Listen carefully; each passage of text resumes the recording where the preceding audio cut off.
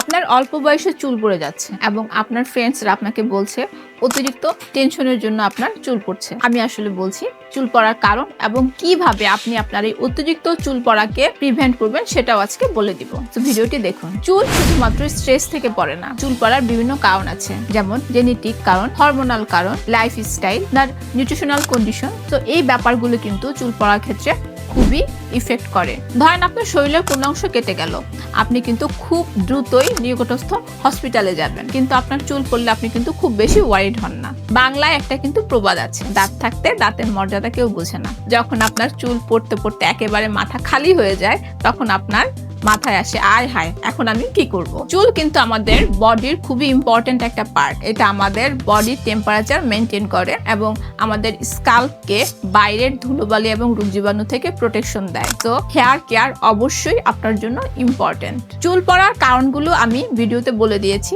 এখন বলছি চুল পড়া কিভাবে আপনি প্রিভেন্ট করবেন। প্রথমেই আপনার চুল কেন পড়ছে সেই কারণটা আপনাকে আইডেন্টিফাই করতে হবে। এর জন্য আপনার হরমোনাল লেভেল সব ঠিক আছে কিনা সেটা দেখতে হবে। এরপর আপনার নিউট্রিশনাল ভ্যালু ঠিক আছে নাকি, আপনি ঠিকমতো খাবার দাবার খাচ্ছেন কিনা সেদিকে খেয়াল রাখবেন। অতিরিক্ত টেনশন চুল পড়ার একটি কারণ। যে কোনো ধরনের সার্জারি এবং যে কোনো ধরনের অ্যান্টিবায়োটিক থেরাপি 6 মাস পর্যন্ত চুল পড়া খুবই স্বাভাবিক, এবং আপনার যদি দৈনিক 100 থেকে 150টি পর্যন্ত চুল পড়ে সেটাকেও আপনি স্বাভাবিক ধরবেন। এর চেয়ে বেশি চুল পড়লে আপনাকে অবশ্যই ডার্মাটোলজিস্টের শরণাপন্ন হতে হবে। হরমোনাল কারণে এবং জেনেটিক কারণে যেই চুল পড়ে সেটাকে আমরা অ্যান্ড্রোজেনিক অ্যালোপেশিয়া বলে থাকি। এই অ্যান্ড্রোজেনিক অ্যালোপেশিয়ার বিভিন্ন ধরনের ট্রিটমেন্ট আছে। কিছু ওরাল মেডিকেশন আছে যেগুলো খেলে আপনার চুল পড়া কমবে, তবে আপনাকে টানা 3 মাস এ ধরনের মেডিসিন খেতে হবে। এছাড়াও এই গরমে ড্যান্ড্রাফের জন্য অনেকে চুল পড়ে, সেক্ষেত্রে আপনি অবশ্যই কিটোকোনাজল যুক্ত শ্যাম্পু